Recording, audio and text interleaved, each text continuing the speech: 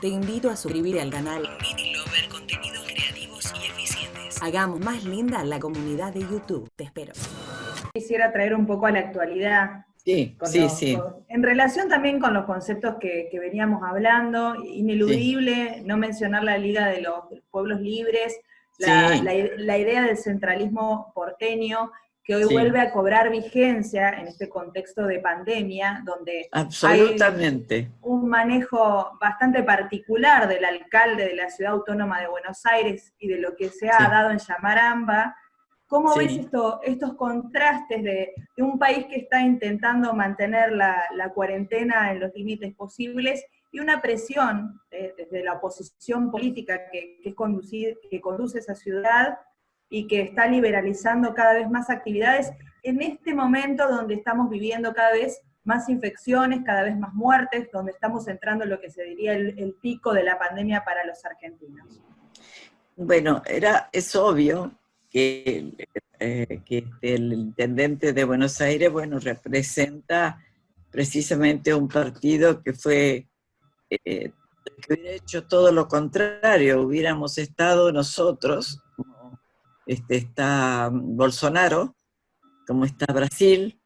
Este hombre no tuvo otro remedio que aceptar esto que se impuso, pero es claro que mientras se aceptaba lo que se impuso, fueron desarrollando muchas acciones anticuarentena, muchas acciones aprovechando el hecho de que una cuarentena siempre es muy dura. Una, dos, tres cuarentenas son muy duras. Y también esto te puso en evidencia también todo lo que está ocultado debajo de la alfombra, como yo acabo de decir en donde estaba hablando recién, porque, por ejemplo, teníamos la ciudad de Buenos Aires, qué hermosa, el paseo, el gran paseo del río, las grandes cosas, pero los hospitales totalmente abandonados, tan abandonados que Larreta era el que propuso juntar 5 hospitales en uno solo, que hubiera sido un desastre, porque vos te imaginás que los hospitales fueron construidos inteligentemente para cubrir vastas zonas de la misma capital. Y sin embargo, la tragedia que hoy hay es que todos los días te aparecen los médicos de los hospitales que tienen en sus manos la ciudad de Buenos Aires, a los que no le ha llegado ni la cuarta parte de los recursos que se los tiene que proveer el gobierno nacional o la solidaridad.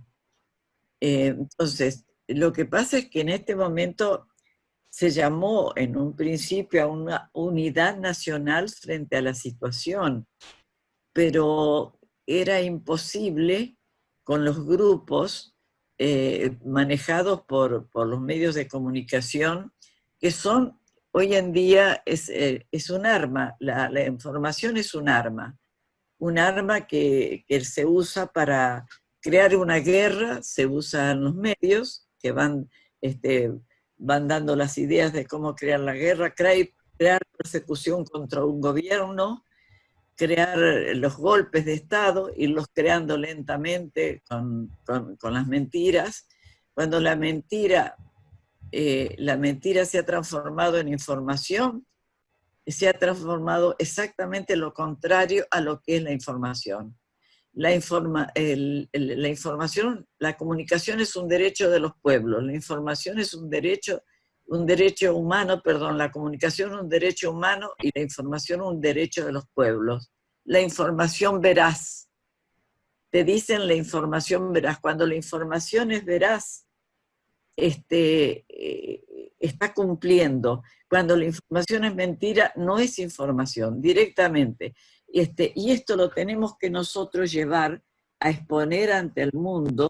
Podemos hacer una gran organización de periodistas de todos, bien plural incluso, que se presente ante Naciones Unidas ante la Corte de La Haya, ante donde sea, para decir la tremenda violación a los derechos humanos y a los derechos de los pueblos que están cometiendo las empresas periodísticas, porque tampoco ya son periódicos, son empresas periodísticas, empresas de propaganda que han convertido a los periódicos y a la televisión y a la radio en empresas de propaganda de las grandes empresas y de los grandes intereses de un imperio del que todavía estamos dependiendo nosotros. Entonces, es una situación muy compleja esta, porque imaginad, una de las cosas más graves para mí que hizo fue eso de que salieran a correr cuando estaba aplacándose estaba bajando el número cada día de contagiados, y salieron a la calle como que también mostraba un enfrentamiento de clases, diríamos, porque los pobres trabajadores de de los trabajos esenciales que tenían que seguir saliendo sacrificadamente a todas horas, tuvieron que ver que se les diera permiso porque no pueden estar sin correr y sin hacer ejercicio, y salieron, no se pusieron barbijos, bueno, incumplieron con todas las reglas. Y también ahí pusiste otro tema. Si a una persona que andaba circulando en la calle por ahí, que un chico que quería ir a ver a tu amigo, o cualquier cosa de esta, lo paraban, te lo paraba la policía, te podían detener incluso. ¿Por qué no detuvieron a los anticuarentena? ¿Por qué los dejaron salir? Quiere decir que este grupo de personas tenía derechos que el resto se les negó. Todas estas cosas fueron sucediendo. Y entonces también lo que nos está pasando en Buenos Aires es que te quieren imponer, por ejemplo, la bancarización completa, el pago por internet, que te mandan las facturas. Y yo te voy a decir una cosa, en 44 millones de habitantes del país, 6 millones, que me diga alguien que se atreva a decirme que todo el mundo tiene una computadora en su casa. No es así, y la mayoría de los teléfonos son celulares con tarjetas. Entonces ahí se manifiesta la enorme desigualdad social y dolorosa desigualdad social que aquí querían ver en Buenos Aires. Las villas, ¿por qué entró el virus a las villas miserias? A las que les quieren llamar ahora pueblos o lugares populares o pueblos así. No. La Villa Miseria es Villa Miseria, porque ese es el nombre que tuvo y que tiene mientras sigue haciendo lo mismo. Entonces, esto de cambiar los nombres también es algo que el periodismo no puede dejar pasar. Entonces, los corredores de la noche se convirtieron en runners, lo que pudiera ser. Estamos en Argentina, no estamos en Estados Unidos, no estamos en el Central Park. Entonces, todo esto que estamos viendo nosotros aparecer en la superficie, toda la colonización en el lenguaje que hay, es todo lo que, el sembrado del odio, han sembrado el odio de tal manera que hay gente que no razona nada. No podés hacer razonar a alguien, decirle, no, mira, pero esto es así, y te lo niegan. Han cooptado la conciencia de los pueblos, de muchos sectores de la sociedad, los han cooptado de tal manera que yo digo, son sociedades zombies, zombificadas. Hablan como zombies, caminan como zombies, deciden como zombies. Son estas cosas que la pandemia te puso en evidencia que esta ciudad de Buenos Aires tiene unos lugares maravillosos, pero hay otros lugares, por eso pusieron tantas vallas cuando estuvo el G20, para que todos los mandatarios pasaran por los lugares más hermosos de toda esta ciudad y dijeran, ¿qué país es este? ¡Qué barbaridad! Unas cuadras más adentro estaban tapadas las villas miserias con tablones. Entonces, esto es lo que sigue siendo la capital de Buenos Aires. Y lo que sigue siendo el lenguaje del jefe de gobierno, que te dice una cosa, se pone de acuerdo, pero después se va y actúa de otra manera. Y bueno, yo creo que están tratando de crear de que esto que había logrado el presidente Alberto Fernández y que tenía el reconocimiento del mundo y el reconocimiento también de la población, porque el 80% siguió estando de acuerdo, a pesar de los sacrificios, porque fueron los más sacrificados los que más acompañaron esta situación.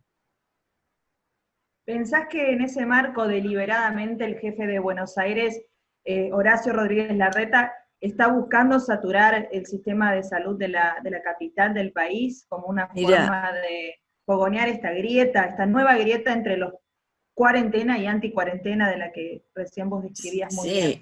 Sí, yo creo que más que nada estuvo muy presionado también el jefe de gobierno, es decir, porque hay evidentemente que hay problemas dentro de Cambiemos, de Juntos por el Cambio, hay problemas, evidentemente.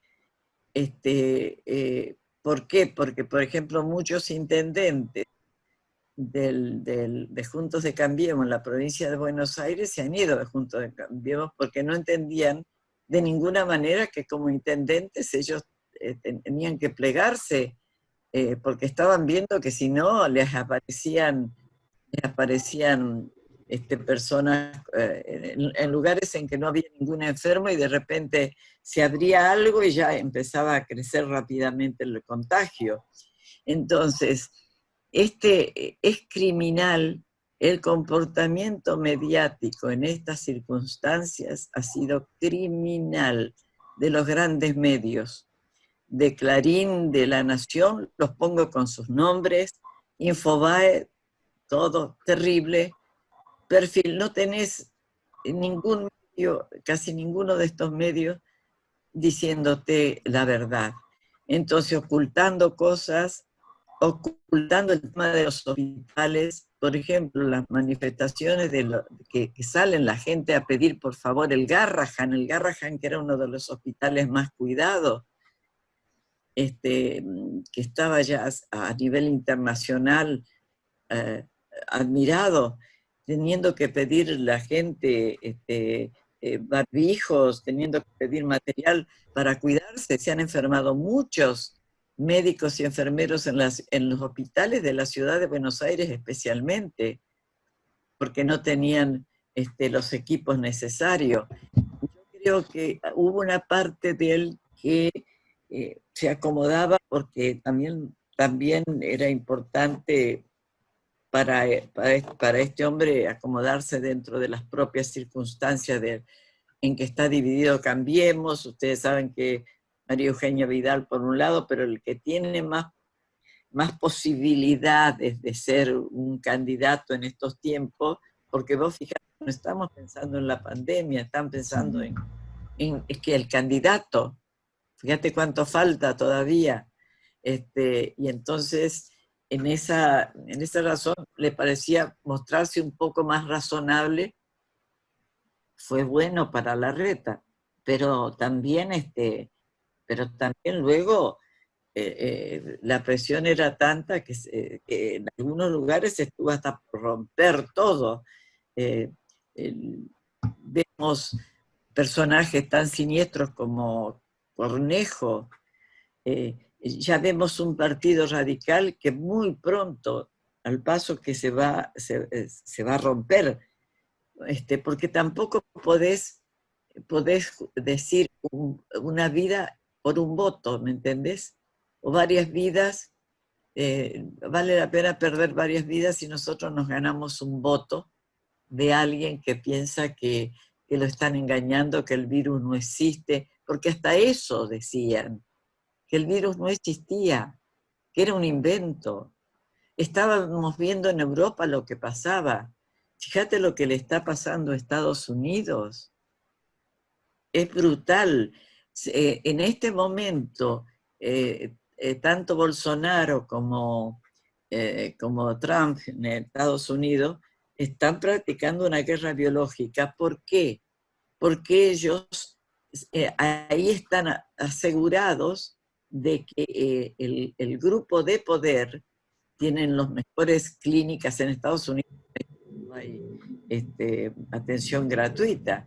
¿Te das cuenta? No hay atención gratuita. Si vos te atienden a veces con un bono que te dan malamente, pero si te tienen que dejar fuera porque no vas muriéndote a un lugar y el lugar te dice no te puedo atender porque esto no atiendes y no tenés a ningún hospital como tenía Inglaterra, como tenía en su momento Italia, muchos hospitales, la salud gratuita, ¿viste? Tenían un sistema de salud bastante organizado en Europa. Se les desorganizó también por el toque neoliberal que les dieron, pero igual seguían manteniendo. Fíjate que hasta el primer ministro de Inglaterra se fue a un hospital del sistema de salud, del sistema de salud del Estado. Público. ¿Se acuerdan ustedes que le tocó ir ahí? Sí. Bueno, y entonces tuvo que cambiar su política sanitaria también. Y tuvo que cambiar su política sanitaria, pero después lo han presionado tanto que ha dado unas volteretas y ahora están con problemas otra vez de nuevo. Bueno, pero la guerra biológica, porque sabía, todos los respiradores en Estados Unidos, esto está ya comprobado, fueron a parar a las clínicas más caras del país. Hacerte un test costaba $1.000.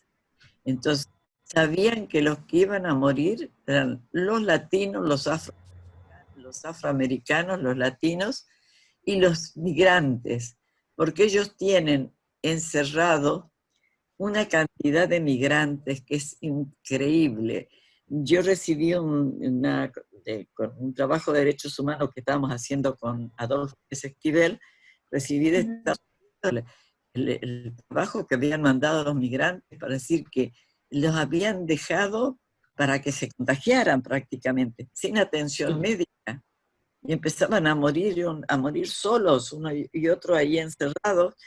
Es de una crueldad. Estados Unidos le mandó aviones a Guatemala y a Honduras con inmigrantes que los sacaron de Estados Unidos en medio de la pandemia y aterrizaron aviones en Nicaragua, no los dejaron entrar con guatemaltecos y hondureños enfermos. Colombia mandó a cada uno de los venezolanos que estaban en Colombia y se enfermaban, lo mandaban a la frontera para tirárselo a Venezuela. Que Venezuela no tuvo tantos infectados como tiene Colombia. Entonces, te das cuenta que lo utilizan también como guerra biológica. ¿Y por qué? Como decía Evo, yo lo entrevisté a Evo, él decía, hace un tiempo unas organizaciones de Estados Unidos decían que hay que terminar con la población innecesaria. Los ancianos, es decir, yo ya estoy en la lista de ellos, ¿no? Para decirlo, yo soy parte de la lista innecesaria, población innecesaria, los discapacitados y los pobres, los muy pobres, que no tenían ninguna esperanza de un trabajo ni de nada. Imagínense ustedes, pensamiento más fascista que ese no existe, no existe. Y lo dijeron, lo dijo públicamente la señora Lagarde, ¿se acuerdan? Sí. La previsión cuesta social. Mucho, Le cuesta, un adulto mayor le cuesta mucho al sistema. Le cuesta mucho al sistema. Y sí, y el discapacitado también. ¿Y qué diferencia con Lagarde y Adolf Hitler? Ninguna, pero nadie se anima a decirlo. Pues sí, hay que decirlo, porque es la única comparación posible. Eran, y la tristeza también, el tremendo dolor de la humanidad. Y en Italia va a haber un juicio muy fuerte, porque en Italia en un momento mucha gente murió porque eligieron entre el que tenía más tiempo para vivir que el que tenía menos tiempo de vida. Te invito a suscribirte al canal Mini Lover, contenidos creativos y eficientes. Hagamos más linda la comunidad de YouTube. Te espero.